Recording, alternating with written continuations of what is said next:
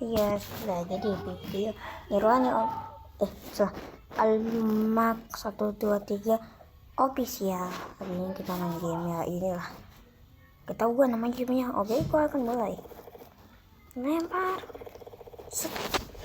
berpeto. Oh, lanjut. Ini tentang gamenya apa nih?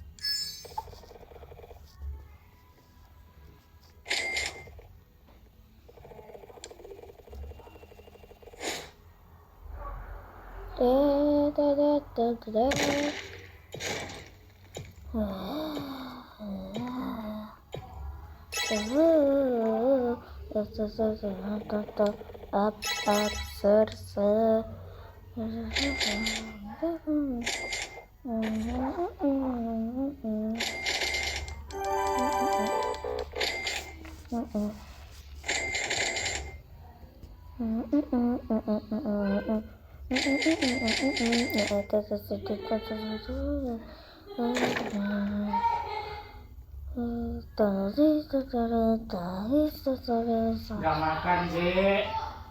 Guys, lagi kenyang.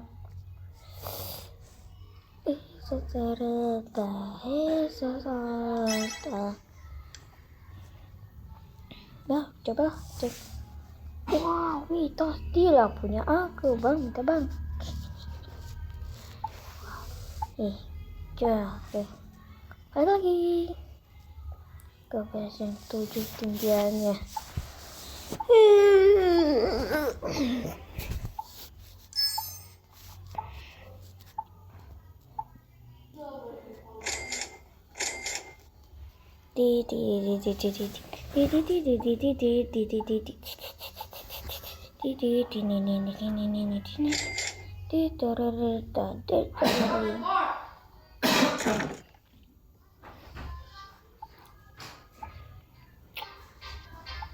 Oke, gas, god, berpeto,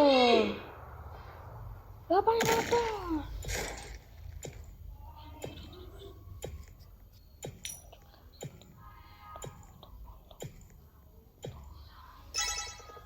Masih bot lagi gua.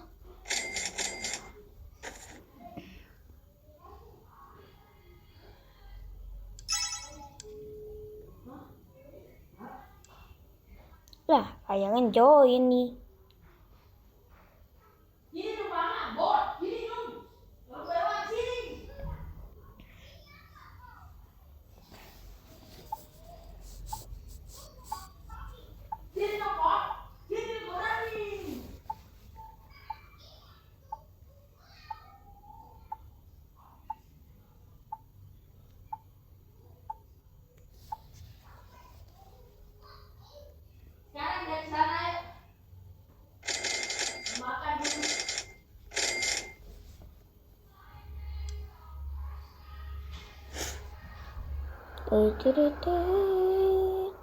Cek mana yang bagus ayo.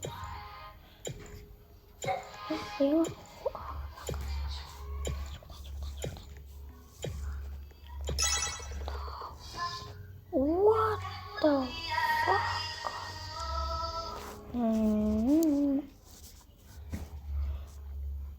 Ini kamu saling. Diam kamu.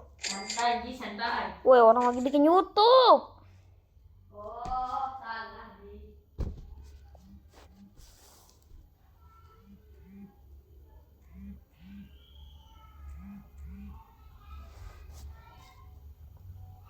P.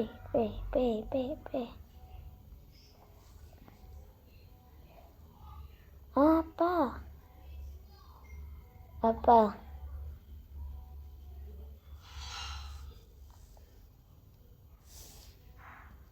Jogging weh. Nabil lagi makan. Nabil lagi makan.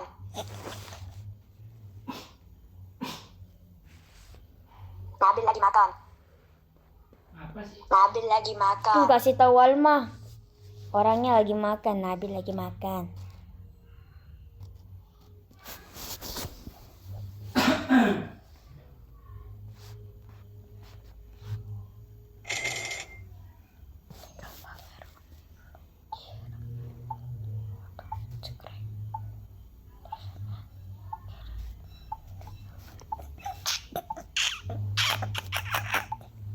Tuh, gue kagak lihat tuh.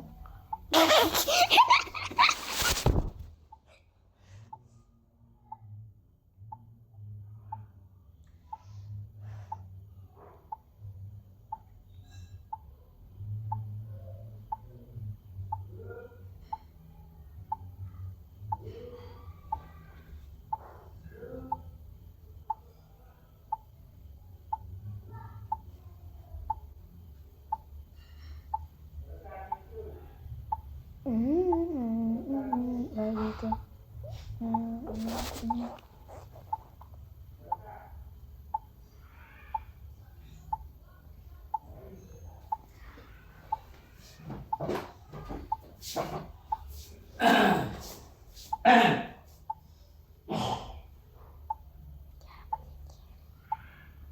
Tuh, kejaring tuh, foto.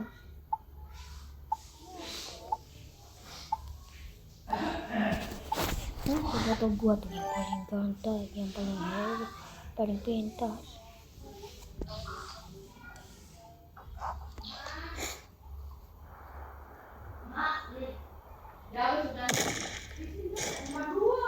Ayahmu tuh yang ngabisin.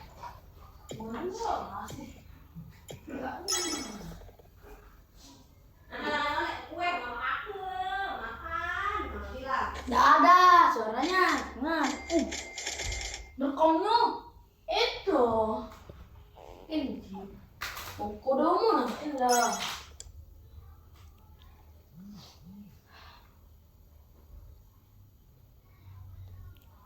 Exot. Bingung. Gini kan? Apa ini dia bilang nih Alma? Sauli bilang gak percaya. Login. Lo siapa sih? Lo kan Bodoh amat. Kau aja. Kuntul. Nabil yang suruh.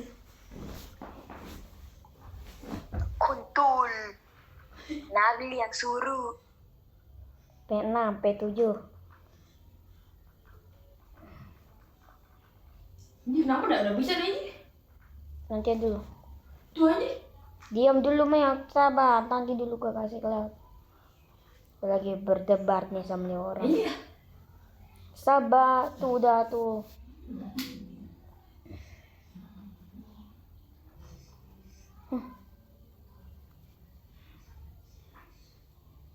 Aku bakal ikut aktor. PP.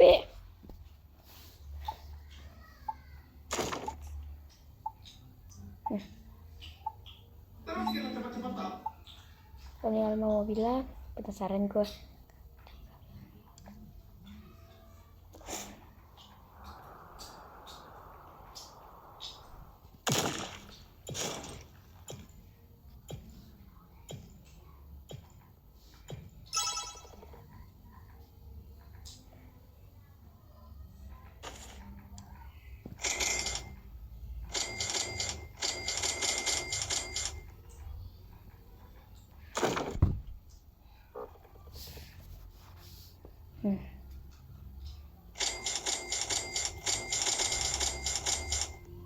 Hai, selamat datang di channel aku cerita Cielo Zika. Ada hujan, tiba-tiba beberapa beda macam sambil bumi.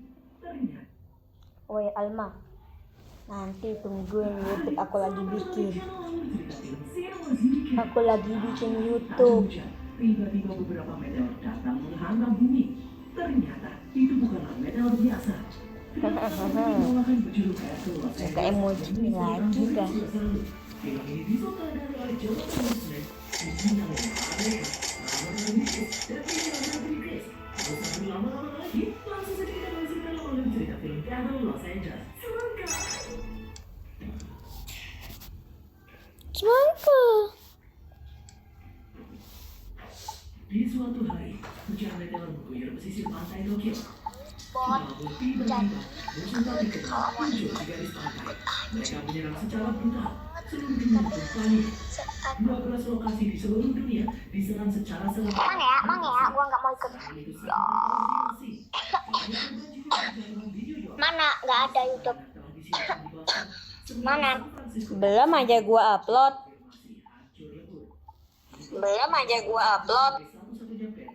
Lagi bikin ini.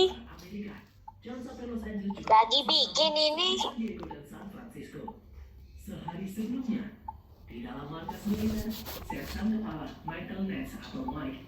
Sorry kalau nggak nanya. Dia menemui John, atasannya, untuk meminta persetujuannya. John pun melarang Mike berhenti karena Mike memiliki kinerja yang bagus selama 20 tahun menjadi prajurit. Mike pun menjawab kalau keputusannya sudah bulat. Di televisi, NASA dan komunitas luar angkasa dunia melaporkan kalau meteor aneh akan jatuh di pantai yang terletak di 8 kota berbeda. Evakuasi pakai yang besar. dilaksanakan. Gua yang pakai. Namun, banyak orang yang penasaran ingin melihat meteor jatuh dari dekat. Sementara itu, Apa nelpon? John memberitahu Tuh, gua lagi bikin tuh. seluruh pasukan yang ada. Eh, Mike tentu saja karena dia belum mengundurkan diri. Bukannya yang nggak jelas. Saat ini mereka membutuhkan bantuan Mike. Di biji, nanti lihat video panjangku. Mike akan bekerja sama dengan pasukan yang dipimpin oleh Letnan Martinez. Meskipun Martinez baru lulus dari sekolah perwira, tapi dia memiliki prestasi yang bagus. Mike pun masih bingung mengenai misi apa yang akan mereka lakukan. Bukan ini hanya Nih, lihat nih, bos cengkel dong. Iri, bilang bos. Ikutlah. Salah satu perwira menang karena mereka harus bekerja dengan Mike. Mereka menghadapi masa lalu Mike. Sebelumnya, di dalam tugas terakhirnya, Mike membuat semua pasukannya terpuruk. Salah satu korbannya adalah pasangan seorang prajurit yang bernama Rocket yang juga Tit. sebelum terjun ke lokasi. NASA memberitahu kalau meteor itu tidak menghantam air dengan kecepatan tinggi, melainkan Arif nih yang belum login. Arif, mana kamu bot? Wah, bisa melatih kecepatan. bot. Benda langit ini jatuh ke laut berkelompok. Di dalam setiap kelompok ada objek itu yang ukurannya jauh lebih Oi. besar dari lainnya. Mereka memiliki bentuk yang sama dan bergerak seperti mesin. Bisa disimpulkan kalau benda yang Goodbye. para prajurit pun melihat berita di televisi yang menampilkan tentang jatuhnya meteor di laut. Benda itu menghancurkan kapal perang militer. Dari TV, mereka bisa melihat ada sosok yang bergerak muncul dari dalam meteor itu. Makhluk-makhluk itu kemudian menembaki manusia membabi buta. Letnan Martinez pun menyiapkan pasukannya untuk menghadapi musuh yang tak dikenal itu. Mereka tidak tahu senjata yang digunakan oleh musuh dan apa saja yang bisa mereka lakukan. Namun yang jelas, mereka harus berjuang demi keluarga dan demi negara. Pasukan itu pun bergegas memasuki helikopter untuk menuju lokasi tempur. Di dalam transmisi radio, diberitahukan kalau alien itu memiliki senjata penyerang yang hebat dan memiliki daya ledak tinggi. Mereka menyerang secara terkoordinasi. Rocket pun menyihir Mike untuk tidak membiarkannya mati di pertempuran, seperti yang Mike lakukan kepada kakaknya. Mike pun menjawab, di medan perang tidak ada yang bisa menjamin mereka akan selamat. Dari atas, pasukan itu bisa melihat kekacauan yang terjadi di bawah. Ledakan terjadi di mana-mana. Mereka pun melihat sampai di Bandara Santa Monica yang kini dijadikan sebagai markas militer. Mereka lalu menemui Sersan Mayor untuk mengetahui tugas mereka. Sersan Mayor memberitahu kalau sebagian besar warga sipil Santa Monica sudah dievakuasi. Pada pukul 19.30 malam nanti, mereka akan membom di Santa Monica untuk memusnahkan musuh. Para alien itu terlihat hanya melakukan serangan udara. Mereka tidak mempunyai pesawat, jadi pihak mereka memiliki keunggulan di udara. Letnan Martinez dan pasukannya ditugaskan untuk mengevakuasi warga sipil yang tersisa yang terdeteksi masih terjebak di dalam kantor polisi. Setelah mereka berhasil sampai di kantor polisi, helikopter akan datang untuk menjemput mereka. Mereka hanya memiliki waktu 3 jam sebelum bom dijatuhkan. Mereka pun harus bergerak dengan cepat. Letnan Martinez dan pasukannya pun mulai memasuki area Apa lu? untuk menemukan kantor polisi. Situasi begitu kacau, asap tebal menghalangi pandangan mereka. Mereka terus berjalan dengan kewaspadaan tinggi. Mereka pun bersiaga karena mendengar sesuatu. Ternyata suara itu hanya berasal dari anjing. Tiba-tiba mereka diserang dari segala penjuru. Mereka tidak tahu dari mana asal tembakan karena asap menutupi pandangan. Mereka pun melihat pergerakan alien di atap bangunan. Mereka memutuskan untuk mundur karena situasi tidak mendukung. Namun mereka tidak tahu harus kemana. Salah satu prajurit tertembak. Mereka pun menolongnya. Mereka memutuskan untuk berlindung di sebuah rumah. Mike memerintahkan 2 prajurit untuk berjaga di belakang rumah. Mereka membawa prajurit yang terluka ke dapur untuk dirawat. Mike pun meminta perintah selanjutnya dari Martinez. Martinez pun memerintahkan untuk menghubungi tim evakuasi untuk membawa prajurit yang terluka. Seorang prajurit yang bernama Ingley baru menyadari kalau satu rekan mereka yang bernama Lenihan tidak ada di antara mereka. Mike, Ingley, dan Harris pun keluar untuk mencari Lenihan. Di tempat lain, Lenihan terlihat terluka di bagian kaki. Dia bersembunyi dari incaran alien dan mencoba menghubungi rekan-rekannya. Setelah terhubung, Lenihan berusaha memberitahu lokasinya. Namun tiba-tiba dia mendengar sesuatu. Mike, Harris, dan Ingley berusaha mencari lokasi Lenihan dengan hati-hati. Di depan, Lenihan didatangi oleh alien. Terjadi adu tembak yang sengit. Alien itu tertembak dan masuk ke dalam kolam. Mike pun berhasil menemukan Lenihan. Tiba-tiba alien kaki muncul dari kolam. Mereka pun tembaknya. Namun alien itu tidak mati-mati. Mike pun menyuruh Ingley untuk mengevakuasi ke kolam itu dan bergegas pergi. Martinez dan pasukannya pun bergerak kembali menuju kantor polisi. Namun mereka kembali diserang. Mereka pun memutuskan untuk masuk ke dalam sebuah bar. Harris dan Ingley mengawasi atap untuk melihat apakah ada musuh di sana. Simon terluka dalam penyerangan itu. Ingley lalu melihat sesuatu yang bergerak di luar. Ternyata itu adalah sesama prajurit yang terjebak. Mereka terdiri dari 3 orang dari kelompok lain, di mana anggota mereka sudah meninggal. Ikut dengan rombongan itu, satu orang prajurit wanita yang bernama Santos. Santos tadinya ditugaskan untuk melacak transmisi alien yang sangat kuat di daerah itu. Namun alien menyerang kelompoknya, dan hanya Santos lah yang tersisa dari kelompoknya. Mereka pun harus segera ke kantor polisi, karena helikopter akan segera menjemput.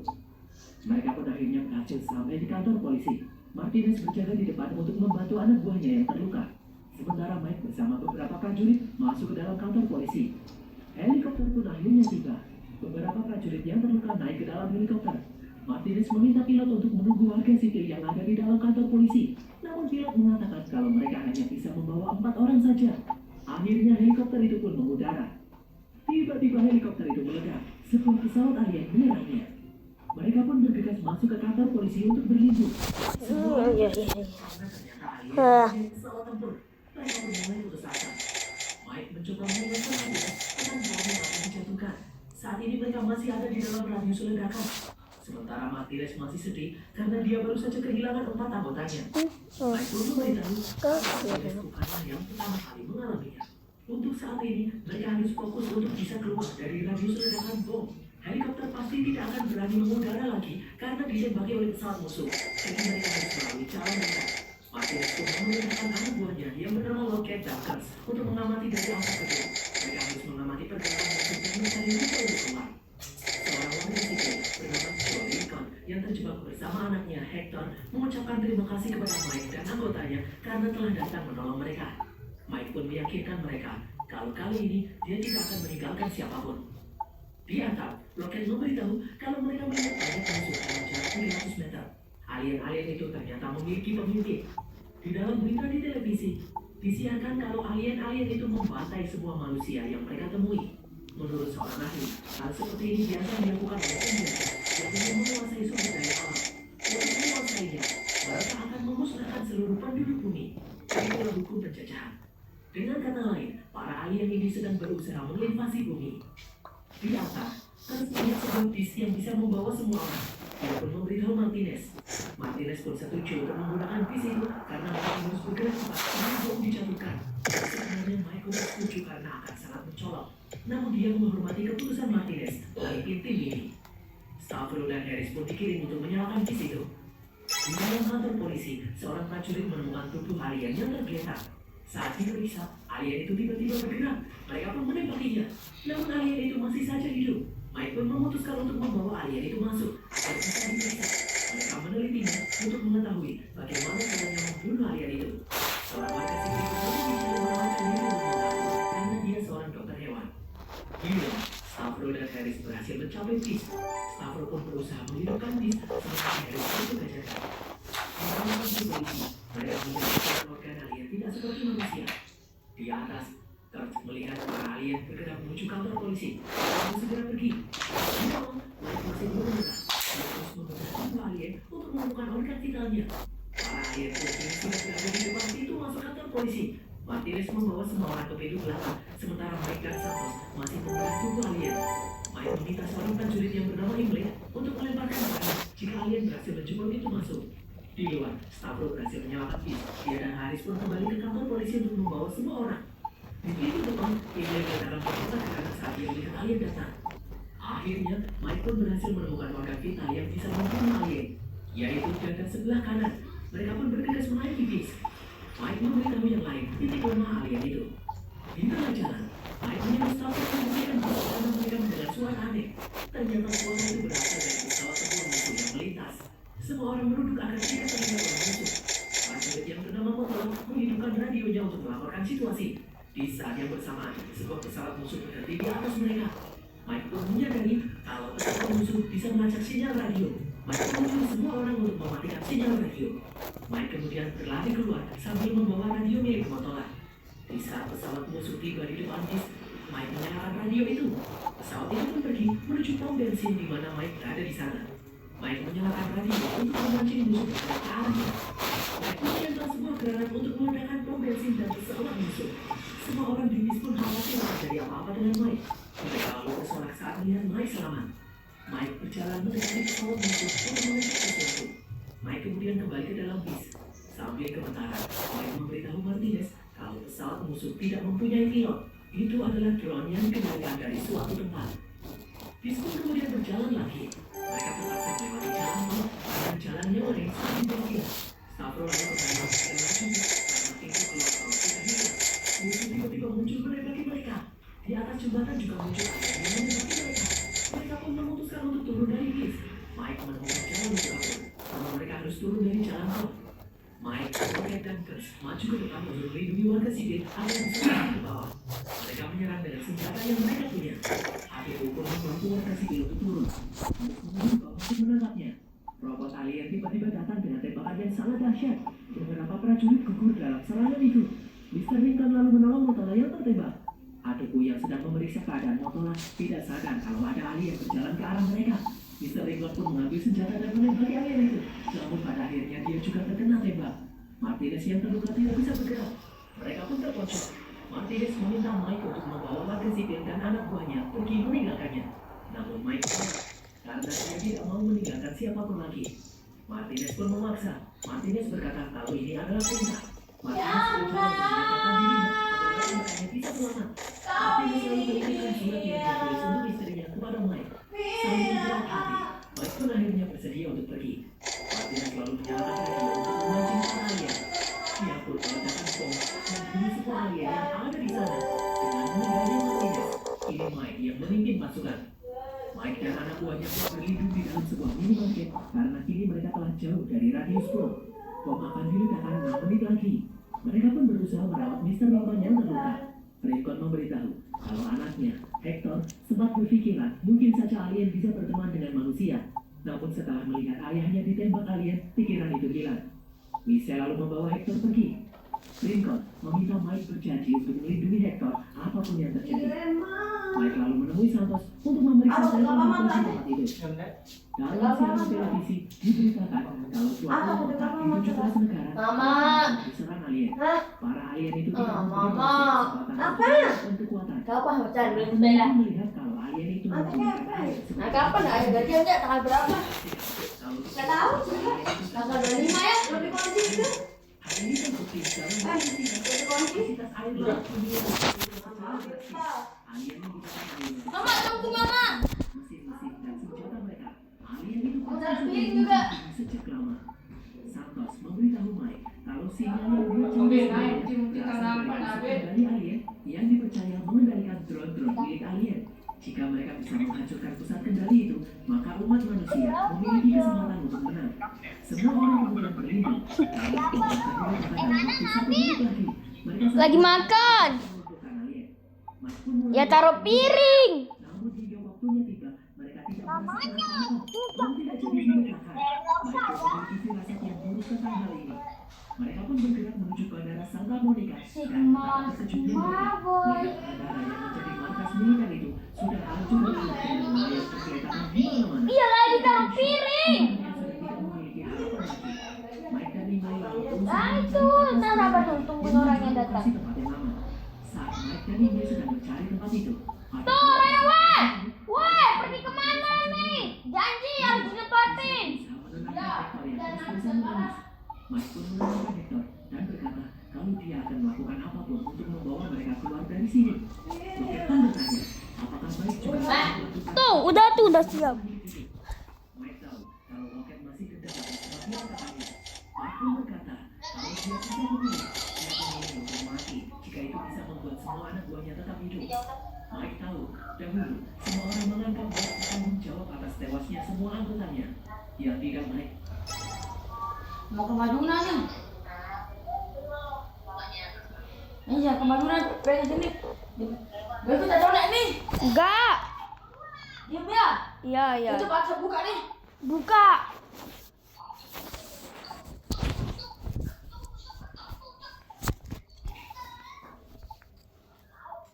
Kodomo.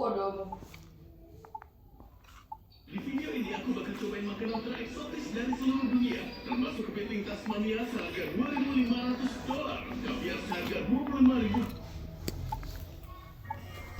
I was studying in Darwin, and it is so good for Indonesia. I get to visit it all beautifully, while also experiencing a different culture and lifestyle. Di video ini aku bakal cobain makanan tereksotis dari seluruh dunia, termasuk kepiting Tasmania seharga $2.500, kaviar seharga $25.000, dan 3 lobster terlangga di dunia senilai 6 biji, dan masih banyak lagi, dimulai dari makanan seharga $1. Aku nggak sabar nih. Ini dia. Pisang Pink Velvet. Pisang ini dari India dan tumbuh liar, dan rupanya rasanya kayak flat vanilla. Pertama yang aku perhatiin, kalau dilihat dari dekat, kulitnya kayak berbulu, lembut, berbulu. Wah, rasanya. Wah, enak juga. Kita tinggal kupas aja kayak pisang biasanya. Oh, keren. Apaan tuh? Lihatlah, di dalamnya tuh ada banyak biji hitamnya. Rasanya ngingetin aku sama marshmallow vanilla. Ada rasa creamy dan Oke guys. Dadah. Sampai jumpa di episode keempat.